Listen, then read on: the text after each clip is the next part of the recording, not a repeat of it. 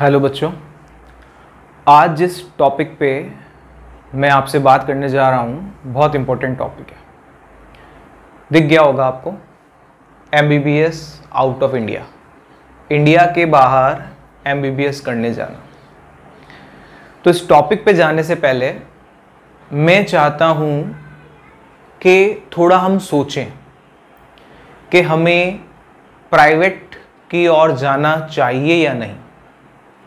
सबसे पहले तो स्टूडेंट को अपने आप से सोचना चाहिए कि रियल में उसको लगता है कि उसे डॉक्टर बनना है, उसके मन में ऐसी इच्छा है, उसकी विल पावर ये कहती है कि उसे डॉक्टर बनना है, तो वो प्राइवेट की ओर जाए।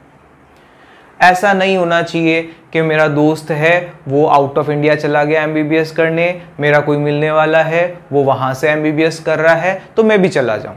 नहीं, 10th क्लास के बाद में अगर आपने साइंस बायो लिया, अगर आपके माइंड में उस टाइम था कि मुझे डॉक्टर बनना है और 11th 12th में भी आपने मेहनत की और तब भी आपके माइंड में था नहीं मुझे डॉक्टर बनना है, और आज भी जब आप बार बार नीट का एग्जाम दे रहे हैं और नीट एग्जाम क्लियर नहीं होने के बाद में भी आपको लगता है कि नहीं मुझे डॉक्टर ही बनना है। देखो, जरूरी नहीं है कि आप डॉक्टर ही बनो, बायोलॉजी में डॉक्टर बनने के अलावा भी बहुत कुछ है, बहुत सारे ऑप्शन हैं आपके सामने, आप उन सेक्टर में भी जा सकते हो। लेकिन बार बार किसी स्टूडेंट को लगता है कि नहीं मुझे डॉक्टर ही बनना है, तो मैं कहूँगा कि हाँ, तुम्हारे अंदर वो चीज़ है, तुम चाहते हो अंदर से कि तुम्हें डॉक्टर बनना है, तो बिल्कुल आप प्राइवेट की ओर जा सकते हो। ठीक है, या फिर एज फैक्टर हो सकता है, आपकी एज बढ़ती जा रही है, आपने बहुत सारे ड्रॉप्स ले लिए, फिर भी आपकी एक लगन है कि नहीं मुझे डॉक्टर बनना है, तो आप प्राइवेट की ओर जा सकते हो।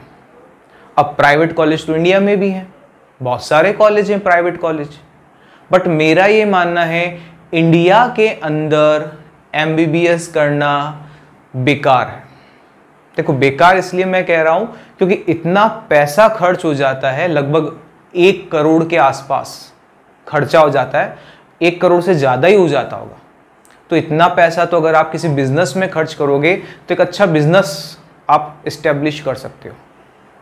और प्लस हमारे इंडिया के अंदर 1 करोड़ रुपए आप जहाँ दे रहे हो वहाँ वैसा कुछ भी नहीं है। जो क्वालिटी ऑफ एजुकेशन आपको मिलनी चाहिए 1 करोड़ खर्च करने के बाद में, वो नहीं मिलने वाली है आपको। ओनली फैंसी कॉलेज है, हाई फाई कॉलेज है, दिखावा है।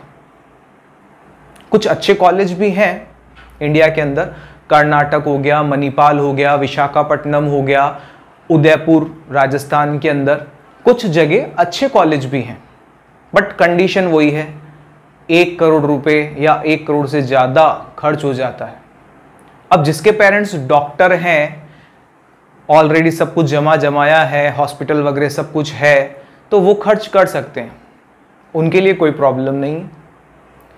तो एक नॉर्मल स्टूडेंट जो है जिसको लगता है मुझे डॉक्टर बनना है, तो मेरा ये कहना है 1 करोड़ खर्च करने की बजाय आउट ऑफ इंडिया वो जाके MBBS कर सकता है।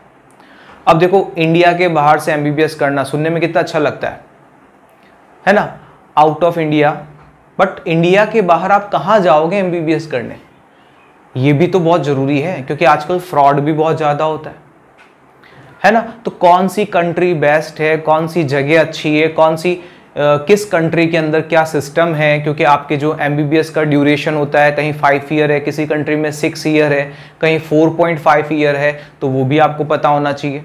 उस कंट्री का क्लाइमेट कैसा है, उस कंट्री की लैंग्वेज क्या है, वहाँ का फूड कैसा है, वहाँ का जो एजुकेशन सिस्टम है वो कैसा है, इन सब बातों को भी ध्यान में रखना बहुत ज़रूरी है। ऐसा नहीं है कि भाई आउट ऑफ इंडिया जाना है MBBS करने, चलो रवाना हो गए, बाद में पता चला कि जो हम MBBS करके आए वो वैलिड ही नहीं है, पैसा भी गया। तो बहुत सोच समझ के हमें ये काम करना पड़ेगा। तो मैं कुछ ऐसी कंट्रीज़ आपसे डिस्कस कर रहा हूँ, उन कंट्रीज़ के बारे में आपको बता रहा हूँ, उन कंट्रीज़ के प्लस पॉइंट भी मैं आपको बता रहा हूँ, नेगेटिव पॉइंट भी मैं आपको बता रहा हूँ, उसके बेस पे जो आपको डिसाइड करना है वो आप कर सकते हैं। कौन कौन सी कंट्रीज़ हैं जहाँ जाके आप डॉक्टर बन सकते हो। सबसे पहले नाम आता है माइंड में रशिया। सब यही कहते हैं और यही हम सुनते आए हैं कि वो पर्सन है या वो बच्चा है वो रशिया से एमबीबीएस करके आया। बिल्कुल, क्योंकि रशिया एक डेवलप्ड कंट्री है, रशिया का जो मेडिकल सेक्टर है बहुत ज़्यादा डेवलप है, रशिया की इकोनॉमिकल जो स्टेबिलिटी है बहुत अच्छी है, एजुकेशन सिस्टम बहुत अच्छा है, प्लस वहाँ के जो मेडिकल कॉलेज है बहुत पुराने हैं, और सबसे इम्पोर्टेंट बात उस कंट्री का हमारी कंट्री के साथ रिलेशन, रशिया के इंडिया के साथ जो रिलेशन है हमेशा अच्छे रहे हैं, क्योंकि हमें वो भी देखना पड़ेगा, है ना। उन सारी चीज़ों को ध्यान में रखना पड़ेगा। अब देखो वहाँ पे प्लस पॉइंट तो ये हो गए, नेगेटिव पॉइंट क्या है? लैंग्वेज। लैंग्वेज वहाँ क्या चलेगी? रशियन लैंग्वेज चलेगी, और हमारी सेकंड लैंग्वेज जो है वो क्या है? इंग्लिश। तो हम ज़्यादा प्रेफर क्या करते हैं? इंग्लिश लैंग्वेज को प्रेफर करते हैं, क्योंकि हिंदी बोलने वाले तो कहीं मिलेंगे नहीं, तो इंग्लिश लैंग्वेज वहाँ होनी चाहिए, तो वहाँ आपको मिलेगी नहीं इंग्लिश। सेकंड नेगेटिव पॉइंट क्या है? फूड।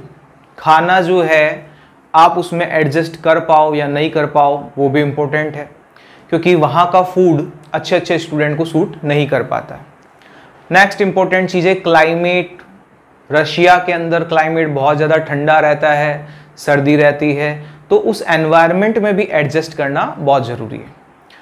बात आती है कितना खर्चा हो जाएगा, तो 50-60 लाख खर्च हो जाते हैं रशिया के अंदर। नेक्स्ट कंट्री हम लेते हैं चाइना।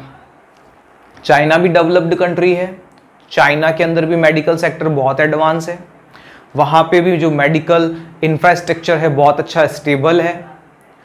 प्रॉब्लम देखो लगभग रशिया के साथ जो प्रॉब्लम्स थी वही प्रॉब्लम हमारी यहाँ पे है, लैंग्वेज प्रॉब्लम।